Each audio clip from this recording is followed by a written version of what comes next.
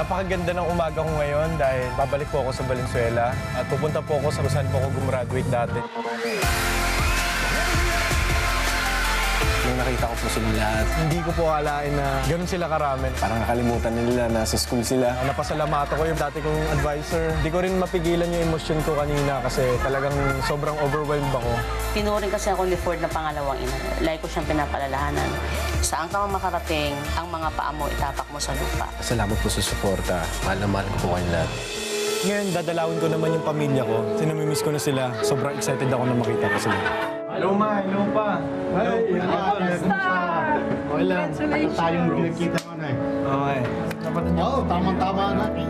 Anak, malapit mo na mabot yung mga pangarap mo. Napakbutihin mo ang lahat. Alam mo naman, nandito lang kami para sumuporta sa'yo. Kung kailangan mo ng pampalakas ng loob, nandito lang kami yung family mo. Ginagawa ko naman to para sa inyo lahat.